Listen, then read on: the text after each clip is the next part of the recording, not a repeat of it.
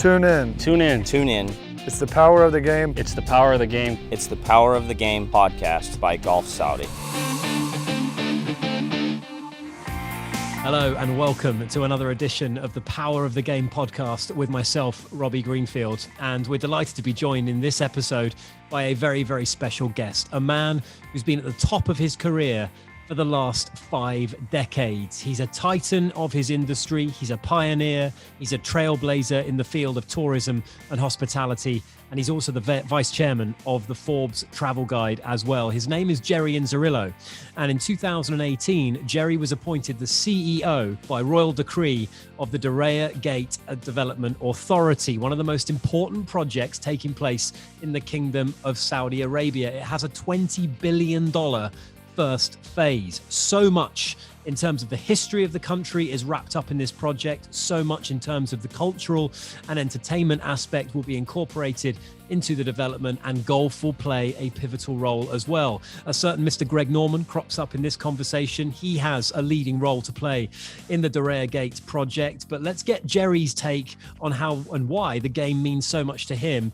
I started by asking him that question. How did he first come to love the game of golf? You know, I come from a wonderful but an extremely poor family.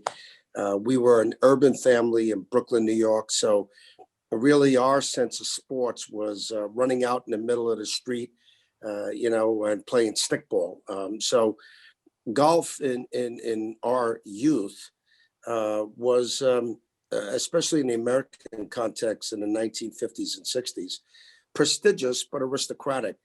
Then when I got into the hotel business and started building resorts and everything, it was just such a great way to build relationships. So while it is one of the great global sports, which I'm an advocate of, the one thing that I always loved about golf, to this day, even more so now, was that it was a sport of good behavior, a sport of rules, a sport of relationships, a sport of camaraderie and friendship. And you took the time to get to know each other. You took the time while you were playing this great sport to get to enjoy the day and enjoy the environment. So it has so many levels from competitiveness to environmental sustainability relationships. So I have to say it's one of my favorite sports, even though it's probably the sport that I'm the most dreadful at, but it's one that I admire the most. I think that's the same for a lot of people, Jerry. I think golf will always be the winner when it comes to that. But what are some of your memories of attending events? And obviously, I know you've gotten to meet so many of the great top stars of the game as well. Do you have any special memories of attending international golf tournaments? Well, many. I mean, it's for me 50 years in tourism and 40 of those 50 in the realm of golf. So, to go to all the great golf tournaments around the world, the different majors. But, I've met the greats, the Ben Hogans and the Byron Nelsons and, Gary and Arnold Palmer and Jack Nicklaus and everybody in between, to even the great golfers today. And this field of golfers now, the guys that are in their 20s and 30s, I mean, they're brilliant athletes and good guys. But I think probably one of my most favorite and cherished memories was the super personal relationship that we had in Dallas when I was general manager of Four Seasons Las Colinas, which was the home of the Byron Nelson Golf Classic. And we had 2 TPC courses. We did a lot for philanthropy, a lot for children's charities. But this man, Byron Nelson, one of the most famous people in the history of golf, he was so polite and genteel and thoughtful. So I learned so much from his example. And then, I got to meet the legendary Tiger Woods literally when he just got out of college at 18, because his father was a friend of mine, Earl Woods, before Tiger. His father introduced me to Tiger. Wow. So to see the great trajectory and to see his dominance in the game has been wonderful to watch, the ups and downs, now with pop culture, the pressure that's on these young global golfers, not just as athletes, but as celebrities, and the demands. I mean, it's daunting. We've seen it. And then, my personal relationship and friendship with Michael Jordan. Michael, in addition to being obviously the greatest of all time in the sport of basketball, um, he's a very decent, very generous person. So we did many of the Michael Jordan Celebrity Invitational golf tournaments in the Bahamas at Atlantis, and to see how all the great sports figures, Tom Brady, all the great ones, would come and support charities for Ronald McDonald's House and to benefit children. I think my most cherished memory is to see how all these great golfers over 4 or 5 generations now have devoted themselves to the sport, to the charity, and uplifting life around them. So I would say that's probably my favorite memory, is to generationally watch all these guys give so much back to the sport in their communities. Obviously, your career is a storied one. It spans 50 years. It's an incredibly prestigious career that you've had in hospitality and tourism. What would you say are the guiding principles that you've kind of lived by in this job that has taken you to the very heights of this profession? Yeah, I appreciate the thoughtfulness of that question, and especially coming from you, a young guy I admire very much. So let me just say this: it's not complicated. Most people around the world now would say that probably the largest, most luxurious hotel company in the world is probably Four Seasons Hotels. I'm not talking about a company that has 6 hotels, 12 hotels, even 18. But, if you look at a company with 100 hotels that served its community, served its fellow employees, the standards of excellence all over. If you ask the wonderful founder of Four Seasons Hotels, Isidore Sharp, which is now, going into its 60th year, and you say, Izzy, you built the best hotel company in the world. What's the secret? What's the magic? He would say, it's not that complicated. And I'm an advocate of his to say that when you serve with all your heart, when you believe it is your responsibility to promote joy and festivity and happiness, and you believe that you are an advocate of your community and those around you, and that your obligation is to leave a place better than you found it, that's the thing. So I think in my career, 50 years, a very blessed career, and it's a great honor for me to be in the kingdom at this time with His Majesty and the Crown Prince during this historic time. Great leaders like Yasser Al-Rumayyan, who's the boss of Saudi Golf and Aramco and PIF. I think my career has been blessed by the fact that I've always enjoyed serving. I've always been true to my word. I've always been confidential. I've never gossiped. I've always looked for the best in people. And that continues to be a recipe that transcends generations. When did the kingdom first come onto your radar, Jerry? Obviously, what is transpiring here is extraordinary. And I, for one, having lived out in the Middle East for 15 years or so, was taken aback when I saw the developments happening at such a fast pace and the speed of the change as well. It's been a generational shift in the kind of cultural change as well in the kingdom. When did you first start kind of noticing what was going on here? And obviously, can you talk about how that led you to accepting the role of CEO of Diriyah Gate establishment and obviously development authority? Yes, we're very fortunate because, my generation, I'm a little bit older now, in my 60s, but my generation took hotel administration, which included sport. And we never saw ourselves limited to a certain community. We took ourselves extremely serious in terms of our education. Instead of being the quintessential hotel manager in the 50s and 60s, we got the degrees in hotel administration in our 20s. And we said, we're going to devote our entire life to service in hotels, restaurants, hospitals, airports, sport management. And we took it very seriously. So the way these great golfers practice and work and take nothing for granted now, neither did we. So we became very global. And as the great hotel companies became global, opportunities became global for young men and women. And we got to see the world, we got to see the regions. Now, I was very fortunate because I've always had friends interspersed around the world, especially in the Middle East. When I was running Sun City, where from a golf point of view, we had the legendary Gary Player, who's still very dear to me, two 18-hole TPC golf courses. We played the $1 Million Golf Challenge every year that was founded by the legendary Saul Kersner with Gary. I needed a sponsor for the Miss World pageants after Mandela got out of prison to change the image of South Africa post-apartheid. Well, Emirates, thanks to one of the world's great visionaries, Sheikh Ahmed Al Maktoum, who you know well, he sponsored us in the early 90s.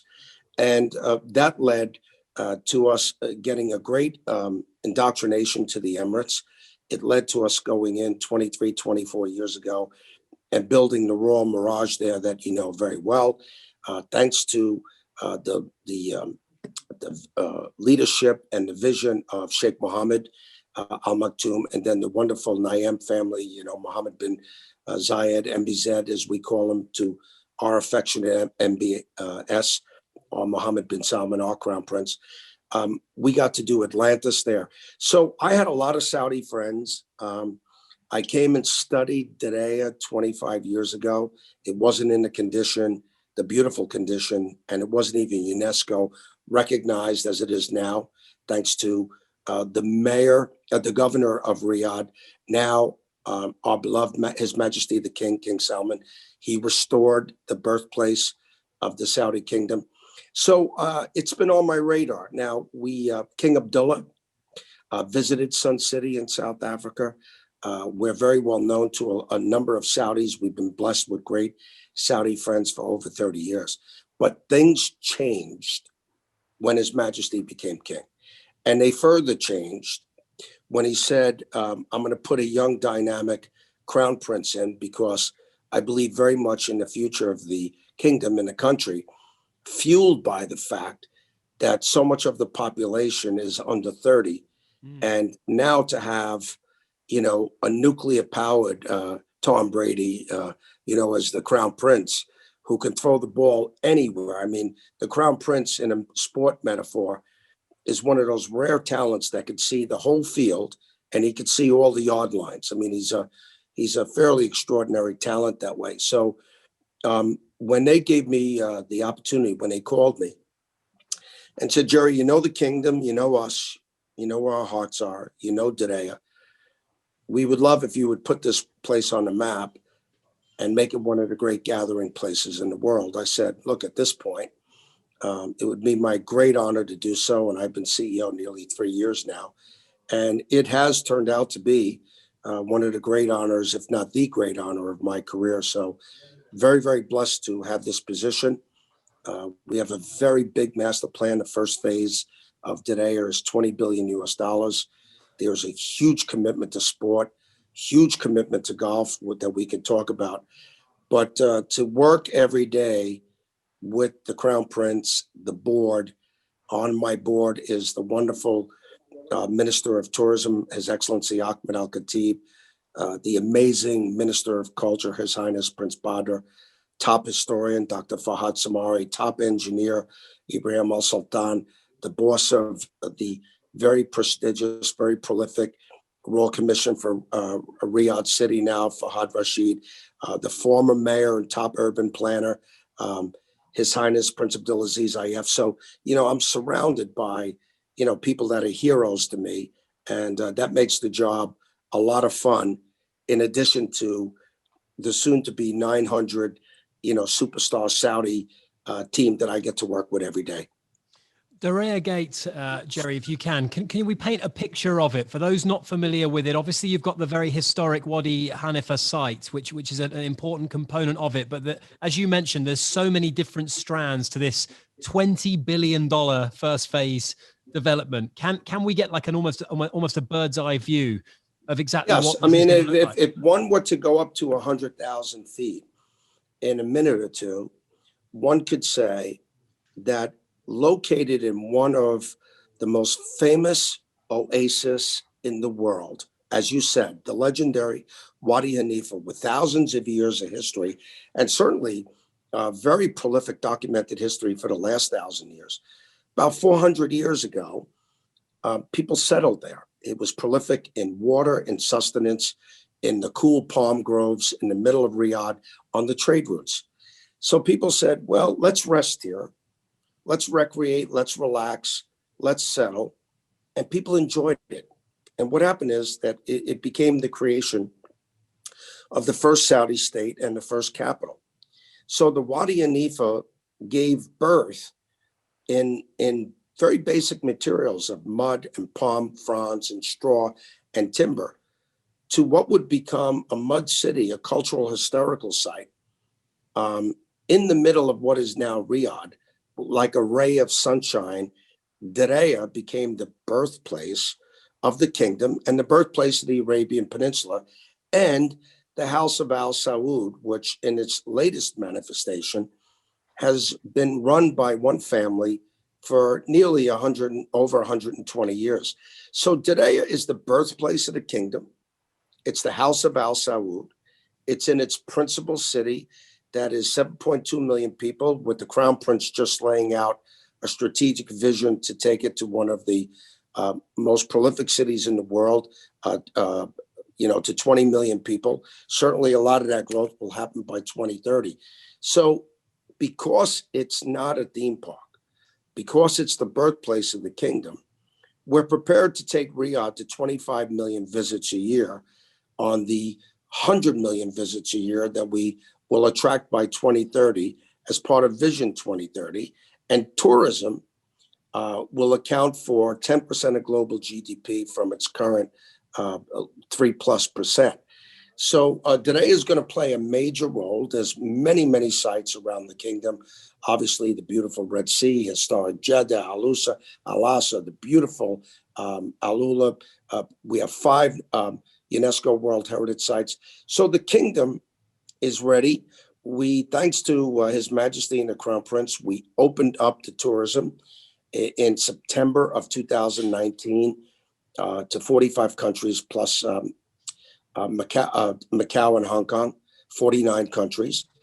We were doing unbelievably well at 55,000 visas a week, getting great response. But then we had to shut down, as you know, in March of 20 because of the COVID. So in the bird's eye view, Diriyah is the birthplace of the kingdom, the home of Al Saud, the birthplace of what we now know as the extended Arabian Peninsula. And we're putting in this big concentric cultural historical master plan with 30 hotels, many layers of sport, including 27-hole Greg Norman golf course and 18-hole, another 18-hole golf course, and many, many different layers, performance arenas, because sport counts very, very prominently into His Royal Highness's view of 2030. A healthy, entertained society is a happier society, and that's one of the key pillars of 2030. And we're a major brick in that wall. Really interested to get your take on how perceptions have been changed, Jerry, in terms of tourism for the kingdom, because it's one thing to open up. It's another to alter people's perceptions of the reality of Saudi Arabia. You and I know that it's a beautiful country and it's got incredible things to offer visitors, but a lot of people will have a preconceived notion that it just is not somewhere that they would necessarily want to go and visit. What work is being done to change that perception, to re-educate people?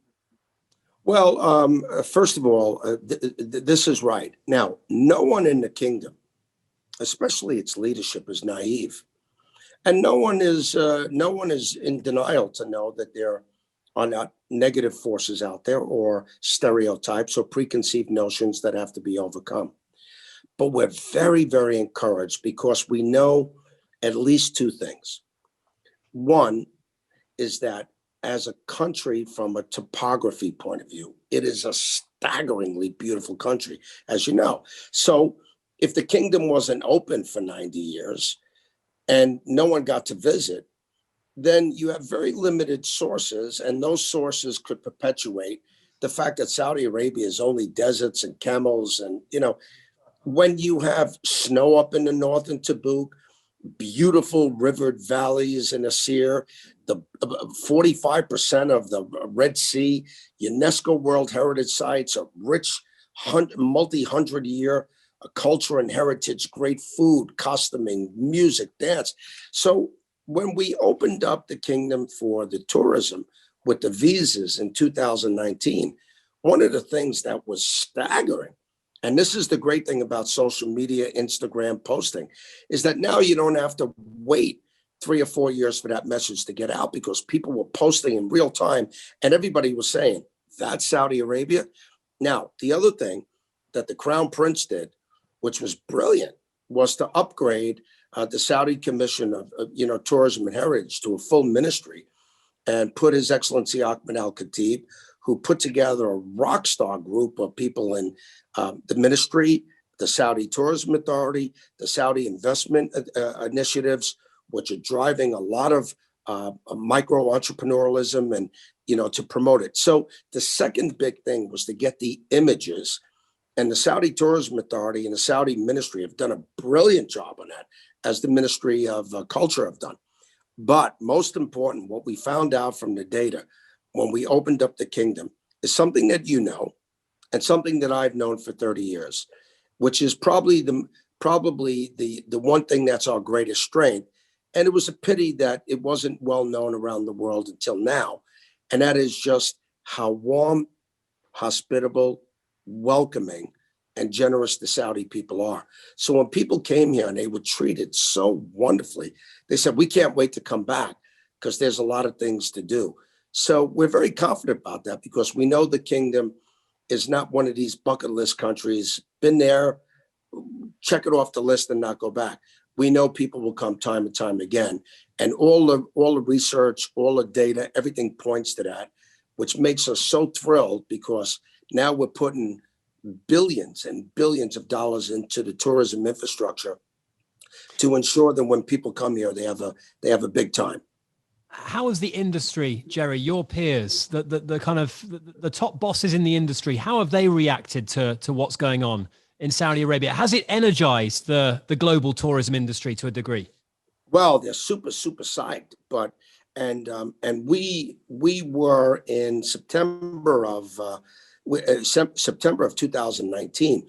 We were riding a huge wave. So if you look at very authoritative global tourism bodies like the WTTC, and you look at the United Nations World Travel Organization, just in the course of a few months, September to March, before we had to be careful and protect the society and put in very strict COVID protocols, those organizations had declared or designated Saudi as the fastest growing tourism market per capita in the world. These are very encouraging things. So in my 50 years, I know all the CEOs of the airlines, and certainly I know all the CEOs of the major hotel companies. They're very excited. And even with the devastation almost a year later of the COVID, and today with 30 hotels, we haven't lost one management contract. Now, one has to be honest. And what happens is, in the world of these CEOs right now, they're very bullish on Saudi, a lot of foreign investment coming into the kingdom, but a lot of CEOs now are hand-tied, because in trends of tourism, if you have an earthquake, if you have a tsunami, if you have a very bad fire or something like that, you assess the damage, you rebuild, and it may take your tourism infrastructure 6 months, a year, mad cow disease, earthquake, tsunami that wiped out the beautiful beaches of Sri Lanka and Indonesia. It may take you a year or two, but you rebuild. The problem with COVID is that a lot of these CEOs now, they don't know the end game on it. Now, we're all unbelievably encouraged with how fast this vaccination protocol is coming in. And we're all very, very happy about that. Now, with all the governments, including the kingdom, are taking new measures just to make sure that we weigh in what these different variations of the COVID could be. So we play it safe, that it doesn't undo all the protocols that we put in, especially over the last 3 months, 6 months. But I think it's going to take the remainder of the year to get the world vaccinated, or a lot of the world vaccinated to get the herd immunity. But right now, my colleagues in the tourism community, travel agent community, WTTC, United Nations World Tourism Organization, all the great sport entities, the Olympics, FIFA. We just had Gianni Fiorentino in the kingdom. He was blown away by his visit last week. Wow. So there's a lot of optimism of what's happening here in the kingdom. Yeah, I mean, the strides that they've made in the last 12 months, it would be such a devastating impact caused by the pandemic, obviously, but you would even almost not notice the fact that it's happened, because in the last 12 months, Gulf Saudi have announced this incredible Aramco Ladies Series, which is going to go global, $1 million purses. They brought the Ladies International event last year at the Royal Greens Golf Club. This is the third edition of the Saudi International. They're making headway in all the other pillars of their program. What about Diriyah and the progress that has been made there in the last 12 months, Jerry, and how that's been affected by this ongoing pandemic? Yeah, you see, we're very, very lucky because, I could cite so many people in terms of the people that work for the Crown Prince, but I will just take 5 seconds and say that the Crown Prince is bold. He's a visionary, and he knows where the society is going, certainly in the next 10 years to Vision 2030 and beyond. You're very, very fortunate because you have His Royal Highness Prince Abdulaziz, our amazing Minister of Sport. He's an avid athlete, a championship race car driver, very, very big on golf, and very bold, young and bold. And then you got Yasser Rumian, His Excellency, who not only is the boss of Aramco, and Aramco's history with golf is 70 years old. I mean, you could see file footage, black and white file footage of the Aramco guys, teaching people to hit the golf balls on desert dunes. I mean, they've been around golf a long time and they're big advocates. But with His Excellency Al Rumian, with Gulf Saudi, and to make sure that you have mass participation where people have access to golf within 1 hour's drive, and to encourage women as a form of sport, men as a sport, children, those with disabilities to come out and to build the infrastructure. And then the other thing with the Crown Prince, with His Royal Highness Prince Abdulaziz and Yasser, these guys are very strict on sustainability and environmental protection. And that's a big, big, big thing in Vision 2030. So to have those three great leaders on top of our two great leaders locally, meaning His Excellency Khatib on tourism and Prince Badr on culture, and an amazing board, the support we have for sport at Diriyah is incredible. Now, our great friend, one of the great legends, not just as a sportsman, Greg Norman, but Greg has always taken golf. Anybody that knows Greg knows that Greg has always said, I see golf ambassadorally because golf is a proponent of goodwill. It brings people together. It promotes health and fitness. It promotes environment and sustainability, and it promotes camaraderie, joy, and festivity.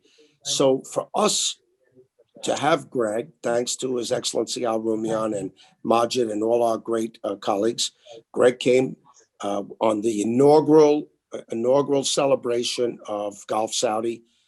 We were able to attract Greg.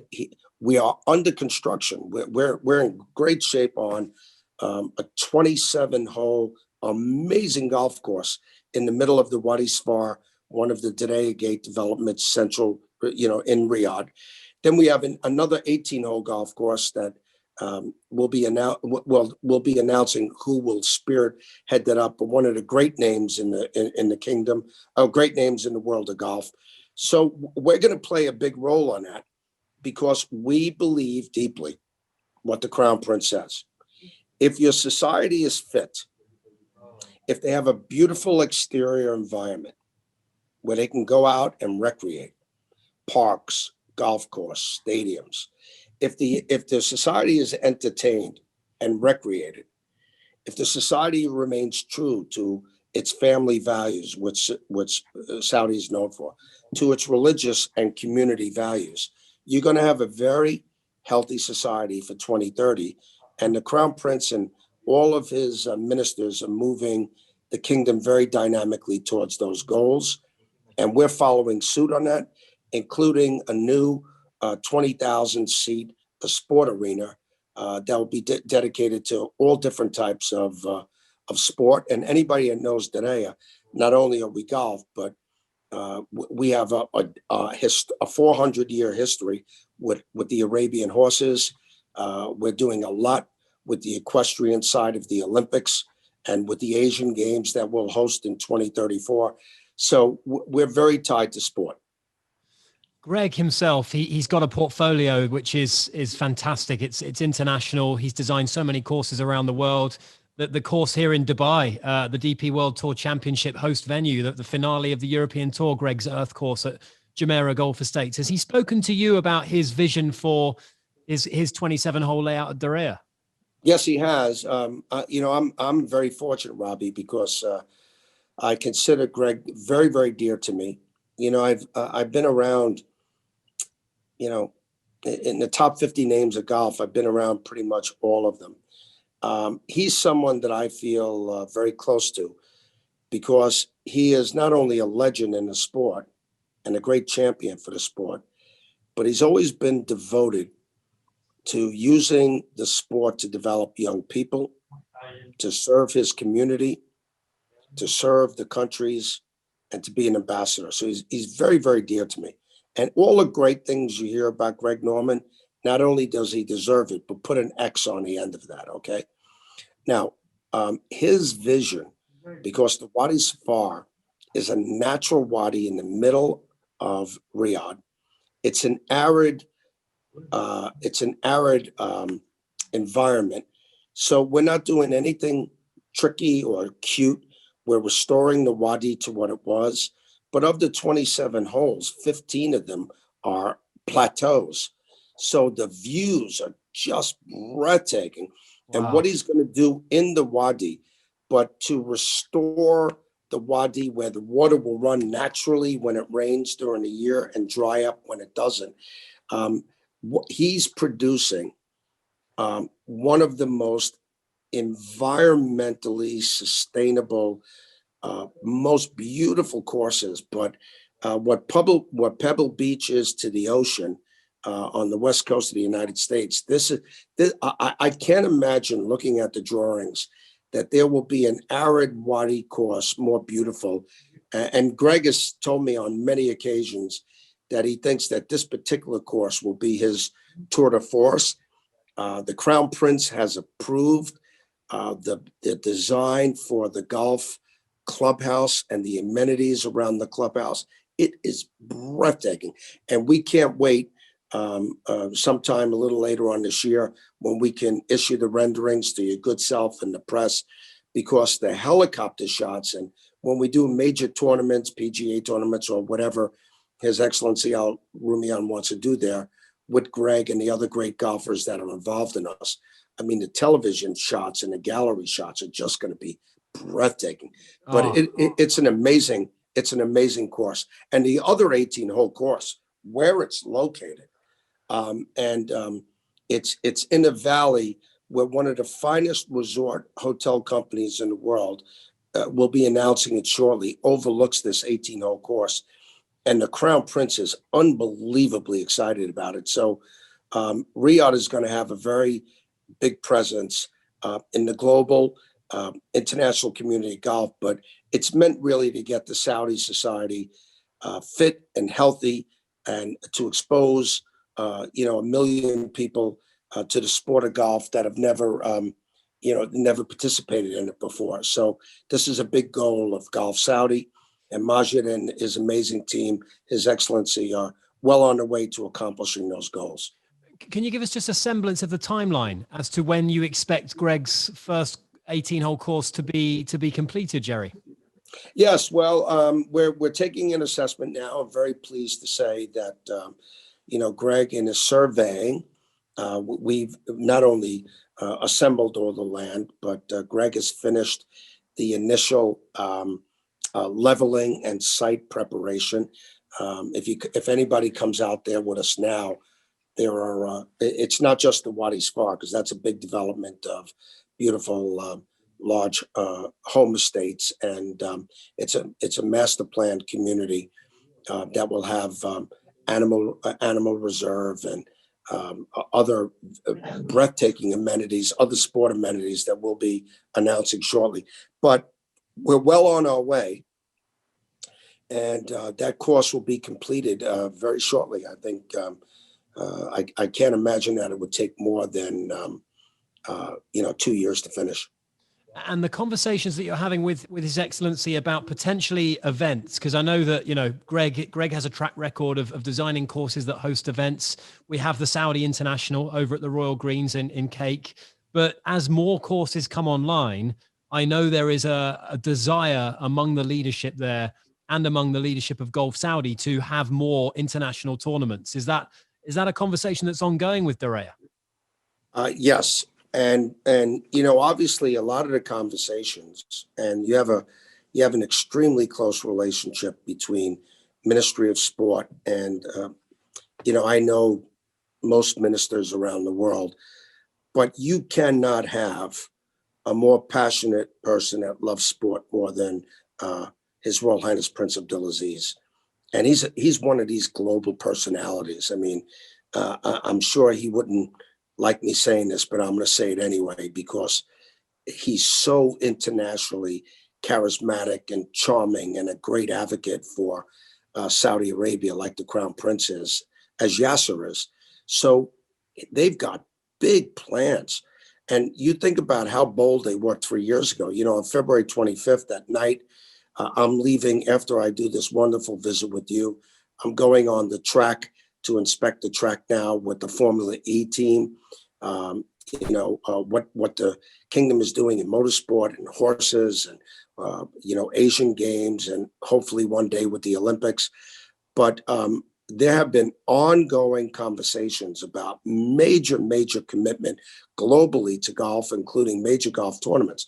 Now, one has to see how we navigate out of COVID. Everybody would say that you have to keep the society safe first. These are very, very thoughtful, very educated, very sophisticated ministers that the Crown Prince has surrounded himself with. The kingdom has done what everybody would say, even following the G20, one of the most empathetic and compassionate outreaches with the COVID. We've covered everybody's expenses, whether they were here registered or not, in terms of medical expense, tracing, hospitalization, now with the vaccinations. So, we'll have to see how the year plays out. But His Excellency Al Rumian is an extremely sophisticated global executive. It's with sport, with Prince Abdulaziz and the Crown Prince are a very tight, bold visionary. So I know for a fact, because I participate in a number of these conversations, you're going to see great things as early as later this year and in 2022. Cannot wait to see it all unfold. And Jerry, listen, I've got to say a massive thank you to you for sparing the time to join us on this pleasure. Power of the Game podcast. It's an honor to have you as a guest. And no, it's my great honor, Robbie. You've been your positivity, you and the team, you bring such great passion, and to see someone with your knowledge, your positivity, your youth, there's nothing better. And we love what you're doing. We're a big fan of you and the team. Congratulations. Golf Saudi has got a brilliant future. It's got an amazing leadership. The kingdom's got a great leadership. And I would just say to the 2 million people that listen to you, when the COVID is safe, please come visit us. You're going to have a big time. You're going to enjoy yourself. You're going to get a warm Saudi welcome. And we just thank you and look forward to welcoming you to the kingdom. And Robbie, look forward to seeing you as soon as we can. I cannot wait to see Diriyah in person. Jerry, thank you so much for joining us. I'll let you go. I look forward to catching up with you very soon. Me too. Only one Diriyah. All of us. And only one. Only one Diriyah. That's what we say there. Okay. Thank you, Jerry. All the best. A massive thank you to Mr. Jerry Inzerillo for lending us his incredible insight into that 50-year career that he's had in the hospitality and tourism sector. I know that that's going to stand Diriyah Gate in incredible stead as it moves forward, and we can't wait to see how that project develops over the course of the coming months and years. If you'd like to keep up with this podcast and all the news coming out of Gulf Saudi, you can subscribe. You can follow Gulf Saudi on golfsaudi.com or on social media at golf_Saudi on Twitter and Instagram as well. And do join us again for a future episode of the Power of the Game podcast.